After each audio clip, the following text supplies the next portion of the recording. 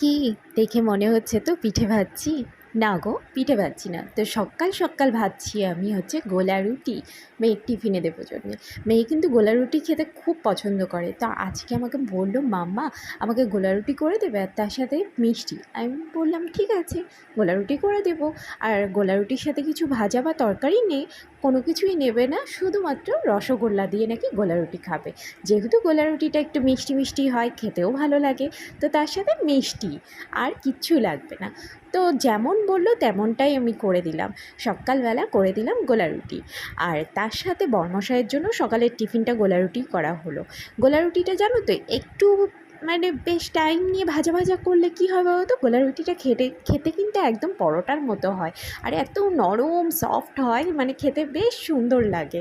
মানে পরোটা আর গোলা রুটির মধ্যে পার্থক্যটা বোঝা কিন্তু খুবই মুশকিল হয়। আর দেখো আমি কিন্তু অনেকটা সময় নিয়ে একটা গোলা রুটিই করছি, দেখো একদম দেখতে মনে হচ্ছে না পরোটা।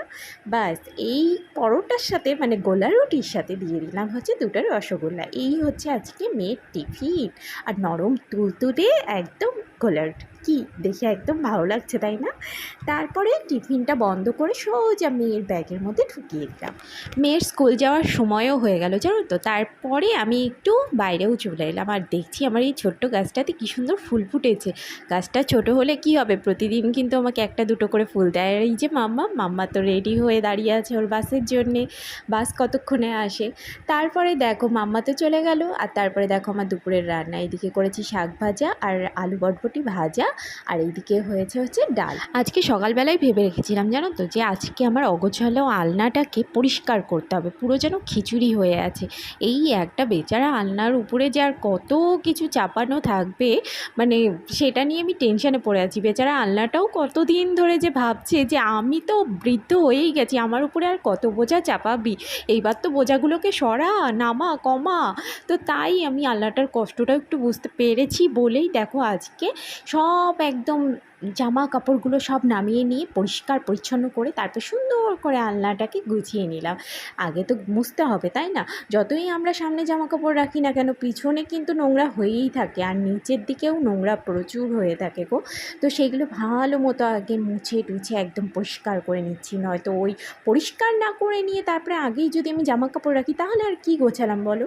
সব একদম চতুর্দিকে ভালো মতো মুছে নিচ্ছি। যদিও বা আলনাটা কিন্তু আজকের নয়, একদম আমার শ্বশুর শাশুড়ির আমলের, মানে আমার বরমশাই যখন জন্ম নিয়েছে বা ছোট ছিল সেই সময়কার আলনা। তো দেখো আজকে আমি আলনাগুলোতে জানো নাইটিগুলো অন্য রকম করে ভাঁজ করেছি, মানে একটার উপরে আর একটা এইভাবে চাপিয়ে রাখতে রাখতে না পুরো ঢিপি হয়ে থাকতো, দেখতে ভীষণ বাজে লাগতো। তো আজকে আবার ভাবলাম ভীষণ সরু করে ভাঁজ করে তারপর পরপর করে সাজাবো, মানে এতে দেখতেও ভালো লাগে, রং বেরঙের মানে জামা। আর তারপরে মানে অনেক কিছু মানে এঁটেও যায় জানো তো, একটা লাইনেই প্রায় আমি 9টা নাইটি রেখে দিয়েছি। পুরো আলনাটা জুড়েই কিন্তু আছে আমার আর মাম্মারই জামা কাপড়। বরমশাইয়ের জাস্ট একটুখানি সাইডে একটা কর্নারে ওর পায়জামাগুলো রাখা। এই আলনা কিন্তু ধীরে ধীরে প্রায় উঠেই গেল, এখন আর দেখাই যায় না। বেশিরভাগ ঘরেই এখন সব জামা কাপড় কিন্তু আলমারিতেই রাখে। এত জামা কাপড় ছিল এই আলনাতে, যখন আমি বের করে বিছানায় রাখলাম মানে আমার মাথা ঘুরছে জানো তো, যে এত জামা কাপড় এই আলনার মধ্যে ছিল। ওরে সর্বনাশ, আমি তো নিজেই ভাবতে পারি না।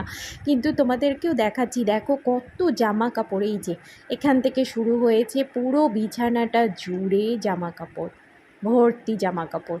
এত এত জামা কাপড় এই ছোট্ট আলনার মধ্যে, সত্যি আমি ভাবছি তাই আলনাটার দুর্দশা কী ছিল এতদিন। মানে এখন তো দেখতে পাচ্ছ যে পুরোটা লাইনে একটা একটা করেই নাইটি রয়েছে, কিন্তু আগে ছিল মানে একটার উপরেই 4-5টা করে চাপানো। তার মানে বুঝতেই পারছো কতগুলো যে জামা কাপড় ছিল এইভাবে। তো নিচের তাকটাতে কিন্তু আমি মাম্মার জামা কাপড়গুলো রেখে দিচ্ছি, আর ওপরে আমার চুড়িদার রেখেছিলাম, আর এক সাইডে বরমশাইয়ের পায়জামাগুলো রাখা আছে। হাউস ওয়াইফ মানে তো কোনো কাজই নেই, শুধু ঘরে বসে থাকা আর কি। এই তো ঘরের রান্নাবান্না করা আর ঘরের এই টুকটাক কাজ করা, কিন্তু আমার মনে হয় যে হাউস ওয়াইফের কাজ সব থেকে বড় কঠিন কাজ। কেননা দেখো সারাটা দিন তাদের কাজ করতেই হচ্ছে, যেই কাজ 5 ঘন্টাতে করার সেই কাজ যদি আমরা 2 ঘন্টাতেও করে তাড়াহুড়ো করে আমরা মনে করি যে হ্যাঁ একটু সময় বাঁচলো তাহলে একটু রেস্ট নিই, রেস্ট কিন্তু একদমই হয় না, বরং ওই রেস্টের সময় আরও মনে পড়ে যে ওই কাজটা বাকি আছে ওই কাজটা করে নিই, তাহলে আমি একটু হালকা হতে পারবো, সেই কাজটা বাকি আছে সেটা করে নিই, তাহলে একটু ফ্রি থাকতে পারবো। তো দেখো তোমাদের সাথে কথা বলতে বলতে কিন্তু আমার গোছানোও হয়ে গেল। কেমন লাগছে অবশ্যই কমেন্ট করে জানিও। সুন্দর লাগছে না? কিন্তু আমি জানি না এই সৌন্দর্য কতদিন থাকবে, মানে 2-3 দিনের বেশি বোধহয় এটা থাকবে না। কেন জানি না, আমার আলনা বলো, আলমারি বলো, এগুলো কিন্তু আমার মেনটেন করতে ভীষণ কষ্ট হয়। আবার যেই কাজ সেই নোংরা অগোছালোই হয়ে যায়। তো কেমন লাগলো আজকের ব্লগটা অবশ্যই কমেন্ট করে জানিও। আজকের মতো এখানেই টাটা।